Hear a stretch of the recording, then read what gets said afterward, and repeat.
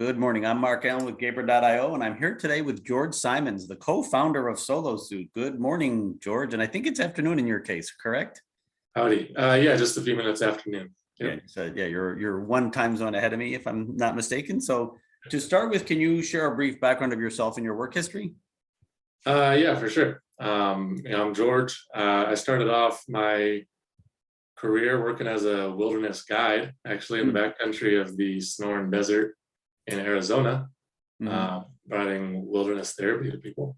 A little bit of an alternative background. And then eventually I decided to go back to school, went to law school, and that's where I got into SoloSuit. Very cool. Wilderness, what was it? Wilderness.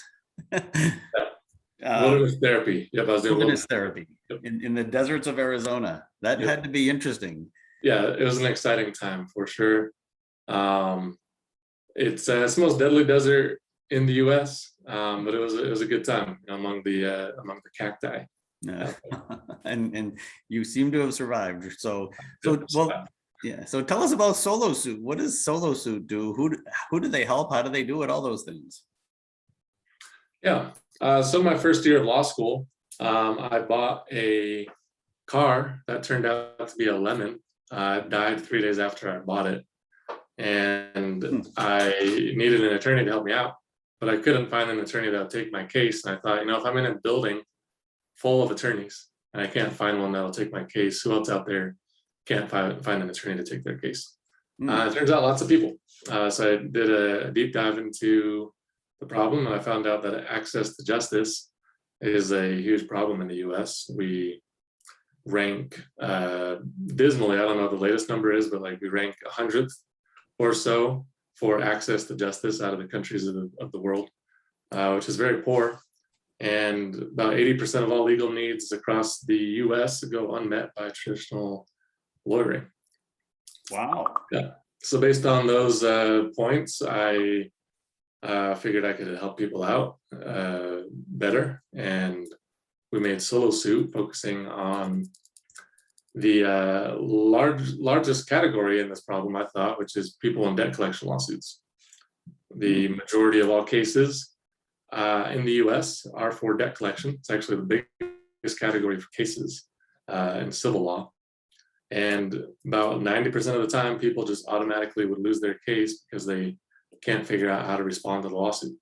So we made SoloSuit to make it easy to respond. Interesting. We have something in common. I also had a lemon in college, and I also had a debt collection, and I did just pay it after a while. So where were you 40 years ago? Oh, here we are now. Well, cool. That's really interesting. So, and that surprises me that it's 80%. That's a huge number. I mean, I would have thought 20%. I would have thought the exact opposite. Is that what you thought too? Yeah, I would have thought that. I don't know if I had any thoughts initially, but I would have guessed that because, people always joke about how many attorneys there are in the US, right? Heard somebody say there's more attorneys than toilets in the US. I don't know if that's accurate, but that's what I'm hearing. And yeah, there's a lot of attorneys, but it's this weird situation where I think, in my mind, over-regulation of the market has created problems on both sides, and that there's too many attorneys, but they provide too little services. Yeah, interesting. So, and it's interesting for your target market. I have to believe that the pandemic had an effect on your target market, because as soon as the pandemic hit, people were out of jobs, and I've got to believe collections went up. Is that true? Yeah, that's right. We haven't seen. I'm not aware of any reports that have precisely pinpointed how much debt collection cases have increased. But we are expecting an increase. I think the biggest increase is still yet to happen. I don't think we've even seen the spike necessarily yet. These debt collection cases can take a couple of years to fully evolve.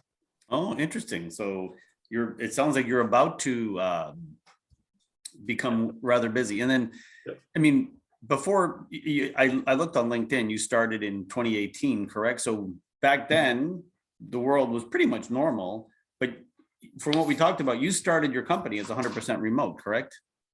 Yeah. So we started, SoloSuit officially launched in 2018 when I was in law school. And then for a period of time while I was in law school, solo suit was just me. It's just like a one guy for the most part. And then I brought on my partner and I went full time amidst the pandemic in April 2020. So right after the shutdowns occurred, I figured a lot of people are going to need our help. So we just decided to go full time, even with the pandemic occurring. And then from that beginning, yeah, we went fully remote because at that point in time, when we were a 2-person company, the pandemic was in full force, and we might as well just be remote. But also, I had previously primarily worked from home during school, and my partner also worked from home previously. He worked from home for Amazon. Oh, very cool. And then, so now, year and a half later, I'm assuming you're still 100% remote. I mean, did you run into any challenges trying to recruit people, or did you find people were more open to it since, remote had become more commonplace, I would say? Yeah, for us, I'd say it felt primarily like a normal experience working from home. At that point in time, I had worked from home for various companies for the last 2 to 3 years. Mm-hmm. And my partner, he had worked from home, I think, for about the same period of time, like 3 to 5 years, maybe. Mm-hmm.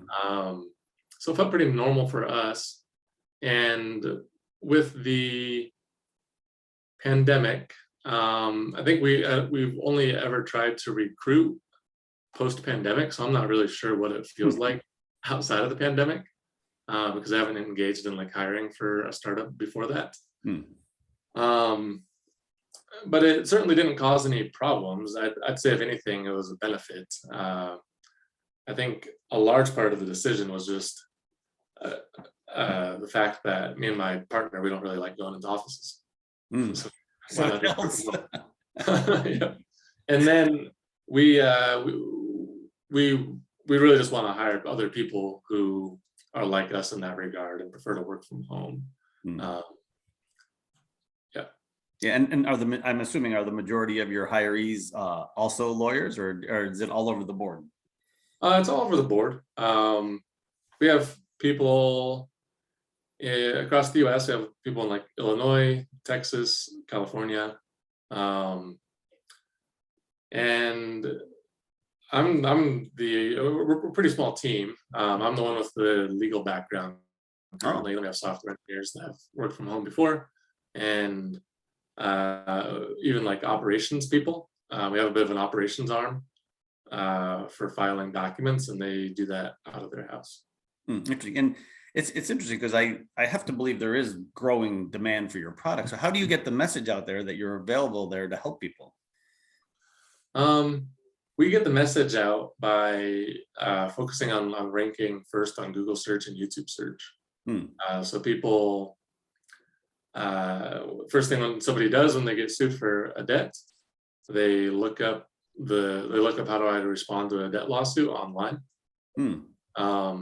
And then our articles rank for the search results. They find us, they think our content's helpful, and then they find out that we can also just file for them. We can do their response for them, and then they use our service. Very interesting. So going forward, I mean, you're a growing company still. Do you foresee that you ever will have an office, or you think you're just going to keep growing organically and just find the best people wherever they are? Yeah, we certainly have borrowed from the GitLab playbook. We have some shared investors as GitLab, and they are a great company. They're focused on transparency, so they have a lot of and they're also fully remote, and they have a lot of their procedures, like policies, documented online, available to the public. So we borrow some of their policies, and one of their key tenets that their CEO discusses is remote first, or be fully remote. So he believes that a company, in order to be remote successfully, he believes that a company needs to be fully remote. He's not as far as I understand, he doesn't really advocate for a hybrid method, and we don't either. So we intend just to be fully remote forever. Interesting. And do you ever have plans to, branch out into other countries, or you think you're going to stick to the US for the foreseeable future? Yeah, right now we do have somebody that's actually in Nigeria, that's visiting Nigeria for a time, an American in Nigeria. And so we don't have a problem with working with people in other countries. Our product is for the United States. So we probably have a bit of a bias towards hiring people inside the US. Probably mostly because our product helps only people in the US. And therefore, since we want to hire people who really resonate with the purpose of the product, we'll probably focus on hiring people in the US. But also, I wouldn't say technology and hiring is advanced to a point where it's super easy to hire people in other countries as employees. That's true. Yes, I But would. it's still like at least slightly more difficult than hiring. Yeah. And then you also have the thing, do you ever offer your services to people in other countries? And that's a whole different league. Yeah, eventually. Pardon me? Yep. Yeah. Yeah, eventually maybe eventually we may expand into other countries, but currently we're just US. Yeah. Okay, cool. Well, George, it was great talking to you today. It sounds like you've hit a sweet spot there in the market where, I think you have a very good service that's going to help a lot of people going forward. So I wish you the best of luck with that. Awesome. Thank you. Thank you.